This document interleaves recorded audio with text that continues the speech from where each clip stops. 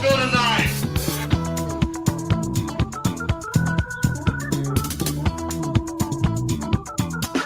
Stop. I can't take it anymore.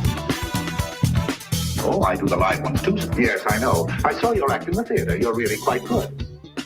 Quite a certain harmful habit.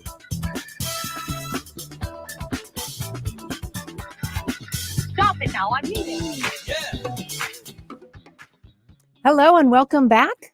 We are breaking up with RBS. This is episode number 38, and I'm Tawny Santabria. And I'm JDK Winnikin here once again to debunk more junk. Whatever that junk may be, it comes at us from all directions.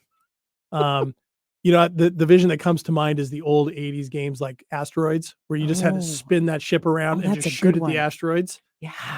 It doesn't stop, right? Oh, You just got to keep like shooting the that's asteroids. true. Yeah. Pew, pew, pew, pew, pew, pew. Oh, wow. I know. That just came to me. That was good. That's a good, yeah. Okay. I love that game. It was super fun. Yeah, when I had, I never had an Atari, but my friends had Atari. We would try to play Asteroids long enough that you could flip the score back to 0 until we finally did that the first time. And then we didn't get the high score. And then we were done doing that. Oh, yeah. That's not smart if you want the high score. Not smart. Yeah. Outsmarted ourselves. But you don't know that until you actually experience it. It was such a letdown. Oh, because we all went, wait a minute, what? It didn't record that? Well, no, because we broke the Atari first. Oh boy. Anyway, Asteroids, that's what comes to mind is we just keep, and you got to break them into smaller and smaller pieces. And they're more manageable when you do that. They are. Yeah. They are. And sometimes they speed up, like the smaller ones will speed up sometimes, that type of thing. But yeah, anyway, so that's why we keep shooting at these asteroids, these rocks every week. We'll just keep doing it too. Absolutely. Mean, what do you think we want to talk about today? Well, I had fun talking last week about Mr. Rogers, not gonna lie. Did you watch it again? No, but I'm going to. I did talk about it with people though. Did you? Yeah, and some of them were laughing at me like, you're talking about this 3-year-old movie like it's brand new. Where have you been? Right. It's like, oh, okay. It's not real till I've seen it. It's new, right? True, very true. But it's new to you, so you were excited. I was excited, and and yeah. So no, I haven't watched it again. But one of the things that really stuck out to me when you asked that question just now is we were talking about labels, and we did. That was part of our discussion last week. And by the way, if you missed that episode, you can subscribe to this podcast and you can go back a week and listen to it. But maybe going into that a little bit more, because I've heard you say before in different contexts that, labels are not helpful. I think we all know that. Generally, we've heard that before. Yeah. But in what we're talking about, maybe we could explore a little bit about what labels do and don't do and what they maybe inhibit and what they prevent in terms of us being able to get present or to break up with those BS stories. So how's that sound for a place to go? Absolutely. I love to talk about labels and why they might not be helpful. Okay. For me, being a mental health counselor for the last 20 plus years, when we have to give diagnoses and things like that, I sort of personally haven't always been a fan of that. And understand why we have to do that. And of course we all do. So nothing wrong with that necessarily, but I've always felt like labels or terms to describe a human being or a human experience doesn't really tell us much. Right. So we all then have this idea about what this label means. Right. We use a lot of these quite frequently in our conversations with people when we tell them, if somebody's very organized, we might say their OCD tendencies are coming out. Right. Right. Or because there's been a day or two of maybe some sadness, I'm depressed. Right. Like, but in both of those examples, do you really understand more about a person when they say that? Not on the surface. No, not at all. Right. Yeah. Right. So as we're describing our experiences or we're sharing and connecting with another person, if we're doing that in order to understand, well, that's part of the connecting is to understand. Yeah. Right? Labels actually sort of, what's the word? They actually sort of, I don't know, like limit the conversation. They sort of can stop the conversation. We all should know what depressed means. So when somebody says depressed, for example, then do we ask more about that? Right. Or does it say, oh, okay, well, we can't go there. What does it mean? Right. Right. I keep that came up for me as I was thinking back on what labels did I either self-assign or how would people have described me once, and a sensitive Mm-hmm. child. Mm-hmm. And what's interesting is I'm sitting here thinking about that word. I can feel how much I don't like it, Mm-hmm. or and how much I didn't like it. I can feel it. And the idea, of course, is did people not have conversations with me or share things with me because the association, well, he's sensitive, so he can't handle that. Yeah. I don't want that to be true because, and so those types of things it seems like they can misidentify and somebody else saying that somebody is this could be something that the person being labeled is like, what? And is anybody really that? Mm, I mean, there might be some sensitivities mhm, in certain areas of life or during some experiences. mm. But to put you're a sensitive person, you're a shy person, you're a friendly person, right, You are like an insensitive person. exactly. You are impatient. Right. So when we use those terms to describe anybody as who they are as a person, Yeah, yeah, it can be quite limiting, yeah. especially if that term is used not necessarily in a powerful or positive-ish Yes. manner. Yeah. Yeah. And and boy, when it happens when we're kids, that's quite a hurdle to have to try and pull yourself over as you get older. And all of these happen while we're kids. I mean, that's reality. That's Yeah. where they That's where they start. start. And so we start to learn, in quotes, about who we are with those terms, Mhm. right? Even positive ones like, wow, you are a helper, or you are so smart, Yeah. or uh, you can do anything. I mean, even that, or wow, the way you do that is perfect, right? Even those kinds of labels can be harmful Yeah. instead of, in this moment, Mhm. that decision really seemed to help you. You handled that well. Right. Yeah. Yeah. Right. So we're not, if we move away from using terms that describe a person as who they are. Yeah, universal description. Yes. Because we know, Mhm. thinking about Mr. Rogers last week, we Mm. know Yeah. that he was a human being, Yes, he was. just like we all are. Mhm. So those terms aren't ever 100% accurate Mhm. every moment of our existence Right. anyway. So we'd be better off focusing, it sounds like, on what, identifying those things in the moment. If I'm sensitive to something in the moment, I'm sensitive to this, and this is why. If I'm impatient, it's in the moment, Mhm. right? Mhm. I'm I don't know how you would say it, experiencing impatience, or Or being, even or right just now, right now, right now. right now, right. Mhm. Yeah. Instead of, I'm this kind of a person. Oh man. Right now, I'm experiencing this. Hmm. Hmm. How does that, I mean, boy, there's lots of things we label ourselves. Mhm. And boy, that does put a lot of expectations on us suddenly. Even for things, I mean, just your thought about even ones that sound helpful and could be helpful. I want to go into like introvert, extrovert. Mhm. How about those? Mhm. Because an introvert is, we get certain visuals, certain ideas. An extrovert, you Yeah. know, I I've done the tests before, and I'm kind of like right down the middle Mhm. of having of both. I do recharge really well on my own. I do like that, but I also really enjoy connection with people. So which one is that? And so does that fit into that category as well? Like the labels around that? Are Well, those certainly those would be labels. right? And certainly they don't give a whole lot of information about the reality of the moment to moment, What that looks like for that right? person, right? And it's not wherever you want to see yourself on the continuum of introvert to extrovert.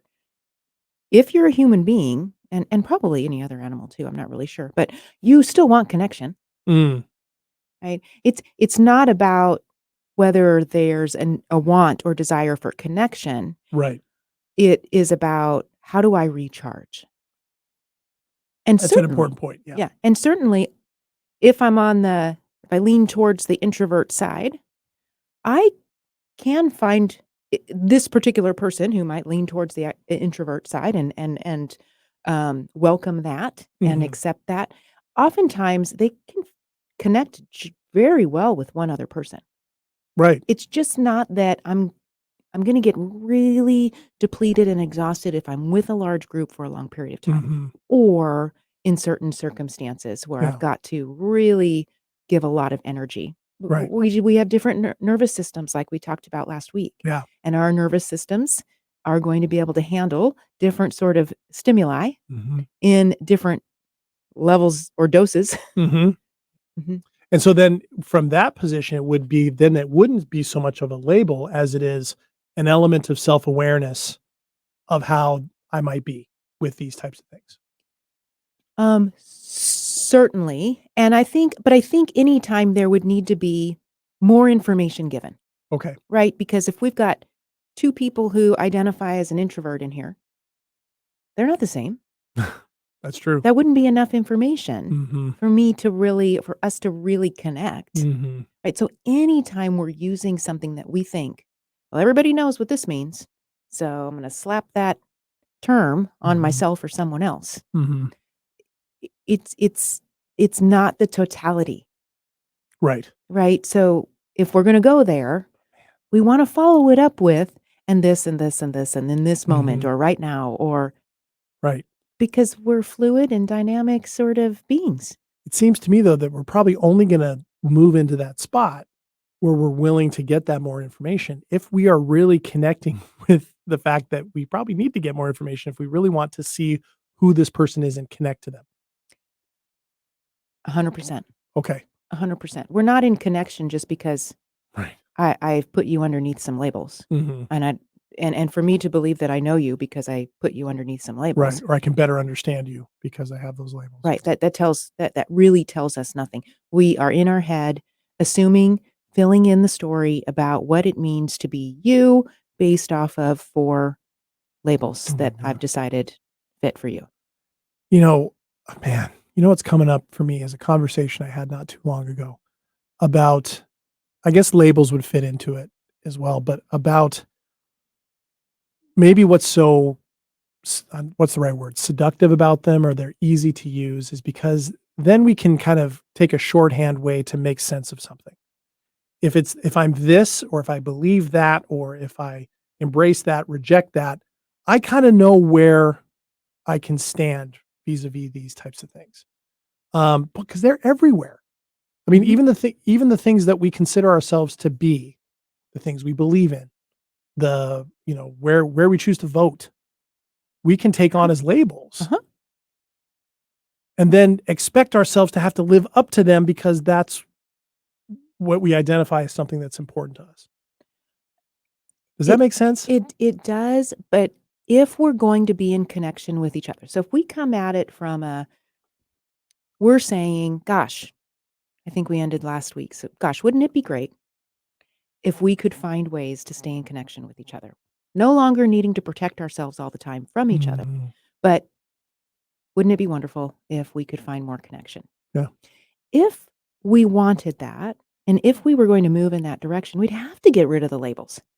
The labels do not connect us. That's right.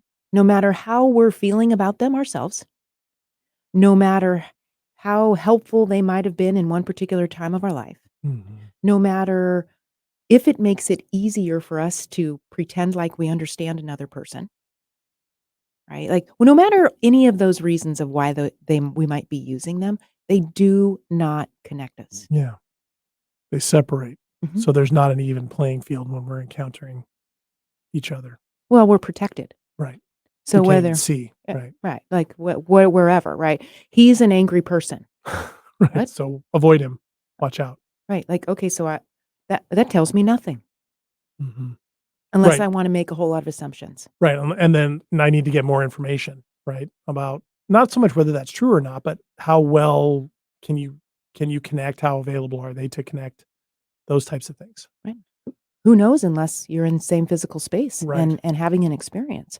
Mhm. But so the labels are all head stuff, Mhm. right? We do organize and tell ourselves stories Mhm. about that. So we know, Mhm. supposedly, where we can be vulnerable or where we need to protect ourselves, even though none of it might even be anywhere near reality.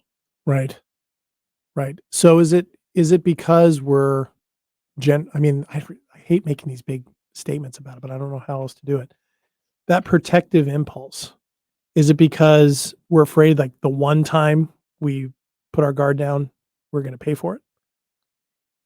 If that's how you sort out the world, definitely that can be a part of it. Yeah. Definitely, Yeah. right? So if we're coming from a childhood of experiencing some pretty chronic, stressful slash traumatic experiences, Mhm. we're going to be on heightened alert around some other experiences in our life, Sure. right? Sure. And then we certainly can then be triggered by certain labels Mhm.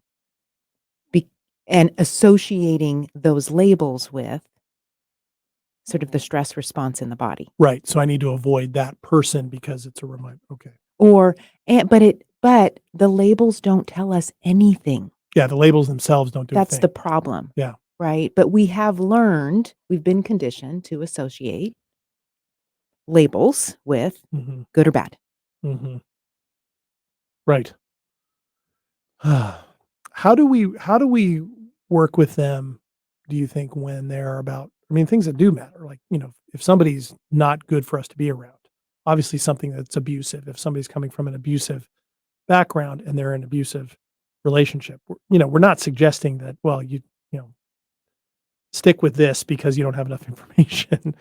Okay, Does that make sense? if somebody is in an abusive relationship, they've got plenty of information. Okay, Thank you. yes. Thank you. That's Mhm. where I'm okay. They've got plenty of information. So it's They're not living it. right, right. So it's not lack of information in that sense. No, they're living it, but that doesn't mean they have to decide what somebody else thinks they should decide for themselves. Correct. But but they're that we're when we are in reality, certainly if we've got coping mechanisms on board where we're going to deny, distract, disassociate, Mhm. if those are gonna be some of the experiences, well, those are part of the story. Yeah. That's part of reality. Yeah. Right? And so the labels themselves are just in communication, not helpful for us. They Mhm. don't give us enough information Mhm. about what another person or who is about who another person is. Correct. Correct. Okay. That I appreciate that distinction because that was a question that kept coming up because I wanted to find a place to go, well, not all labels are bad. Well, okay, so if we want to use abusive, is that one of the words that Sure. you want to use? Sure. Okay. Let's Okay. go with that one. So in what ways?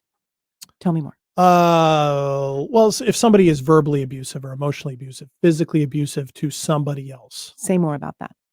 uh, that would be a person that I would want to stay away from. But I'm taking myself down that I would have to have that information to be able to authoritatively say that. Well, specific so if we've decided if somebody is verbally abusive to me, Mhm. okay, so I've experienced this verbal abuse from somebody. I'm going to be able to give examples of that. Okay. I'm going to be able to say so and so disregards, says the thing Mhm. eh, in particular ways. Mhm. I'm going to be able to describe it. Got it. And if we stick with that kind of communicating, we understand more about people's experience. If we Mhm. just stay surface and we Got it. use labels and terms to describe another person's experience or our own, Yes, we don't get very far. that's true. And okay, thank you for that distinction because then what that does is on that surface level, then that does prevent us from really connecting because we Mhm. start to limit what we think is possible in that connection on the basis of those things. So, like when I was saying I was a sensitive child, wondering, did people not have interactions with me or share things with me because of how I might react because I was a quote unquote to them a sensitive child? And what does that even What does mean? he mean? Right. What's a sensitive child? Right. In as children, we are developing our emotional selves. What does sensitive child mean? It doesn't give us very much It doesn't. information. And so then we grab onto it and like, oh, I was a sensitive child. How so? So then that's a massive BS story. Probably. That label. Yes. That label by itself is a massive BS story that does not tell us anything about that person. Okay. Mm-mm. Okay, yeah. But boy, those are some really kind of subtle things Mhm. until you really kind of take a look at them and go, okay, whoa, that's clearer than I thought. Mhm. Man. Mhm. And those are all over the place. Yeah, the way we communicate, it in and of itself is and can be disconnecting. The Mhm. words that we use, the Mhm. assumptions that we make in communication, Mhm. the I wouldn't do it this way. I wouldn't say it that way, even, those kinds of things. So Right. if we're all able to use, let's say, use as many words as we need to describe our actual real experience, we're going to understand each other. And we give space for that. Yeah. We're going to understand each other and connect Right. much more frequently. Yeah. And accept what we're hearing and what we're experiencing a lot more from Mhm. that Sure. position of connection. Mhm. Right. And that kind of comes back in an abusive situation, certainly not connected. Mhm. Right. Not. So yeah, that's interesting because then a person becomes them more and more, Mhm. and in our friendships or partnerships, recognize where you're really different, Mhm. yet able to recognize that and ask the questions. Okay, can I work with that? Can I today in this moment? Am I okay with that? Yes. Yeah. Okay. Yeah. That's what that takes away. If we're aware that labels limit, we can take them out and then really see who that other person is as we connect with them and hold that space and fill the space that they make for us. Okay. Yeah. And again, it will take two people to want to do this. Naturally. So That's a good point. not sending anyone out there to, put themselves at risk Of course. with someone who's not willing to Correct. communicate Correct. in a similar fashion. That seems like a really important disclaimer to put out there. Yes, just wanna make Yeah, sure. make sure it's not what we're saying. And certainly connecting with oneself, you know, that's a big part of this too. So like the naming of the self-labeling, because we do that to ourselves too. Even if somebody else isn't necessarily doing it, labeling us, we can label ourselves and limit our own connection with Oh, ourselves. we learned as kids to do that. So Yeah. we didn't get to a certain age and go, "Oh, yep, now I don't have to do that anymore." It Mhm. just grew and it became part of our luggage. It became part of our nervous system. It became the language that we use to describe ourselves. Mhm. And then was validated by, during our Yep. childhood. And so then it just became a thing. I don't know how many times I have people come to see me and then, a few sessions in, they're just like, "Well, wait a minute." Right. How I don't have to accept that. I don't have Mhm. this doesn't have to be a part of my no. No, you don't have to use that word. Nope. Nope. I've experienced that, recognizing that I was doing self-sifting around my own labels, taking what might be possible on the basis of labels that were really BS stories. Mhm. I pushed out things that may have been possible, Mm. but because I was saying they weren't because of a certain label, they weren't considered or Sure. weren't Mhm. engendered, weren't cultivated, nurtured. Mhm. Yeah. It's so the look you had on your face, that kind of dumbfounded kind of "Ugh," what I can relate to that because that is how it feels where you recognize that in self-connection, labels so often are the things that we have used to limit that sifting of what is possible for ourselves, Yes. you know? Yes. The minute a label comes in, are we staying curious? I don't think No. so. No, we're not staying curious. We're just like, "Oh, that's it." Yep. Right? So it shuts off curiosity. Yeah. It shuts off openness. Yeah. And we can even if we're realizing some things that have happened in the past and making associations, I've done this. You can suddenly go from that to, okay, that's why I am this way and will stay this way. Rather than that's why that happened then and why that's had an effect, it can be really easy to stay stuck Mhm. and put a new label on ourselves. Mhm. Oh man. Yeah. Yeah. Gotcha. Yeah. We don't wanna do that. Mm-mm. Man, how often do we take like these terms or these things that we all recognize, and I get the image of an iceberg, right? Of the iceberg. Mhm. Well, here's that iceberg floating, and then you get up close to it and you recognize it's just 1% Just the tiny of bit. the whole thing. The Mhm. rest of it's underwater. Right.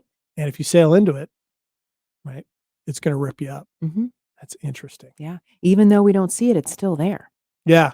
Even though we can't see our own nervous system, Mhm. it's still there. Yeah. And it's holding all of those assumptions and labels and turning that into limitations. Yeah. And our bodies really do hold it. We talk about it a lot. When you connect with those things and you feel a bodily response and you feel tension come out of something.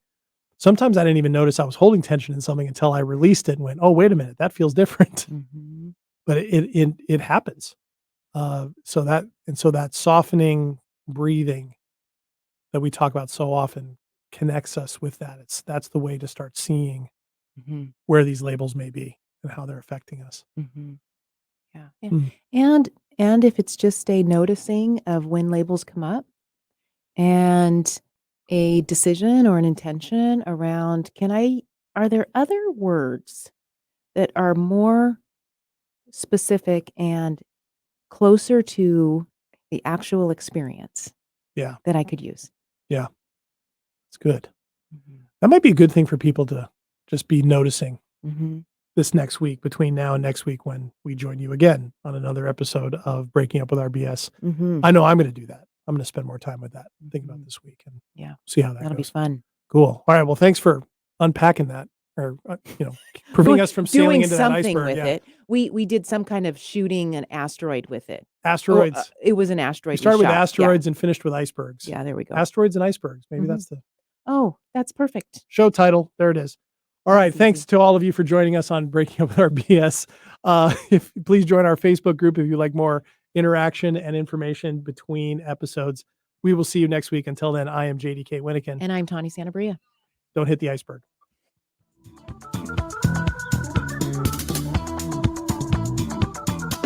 Stop. I can't take it anymore. Oh, I do the live ones too. Yes, I know. I saw your act in the theater. You're really quite good. Quite a second half will have it.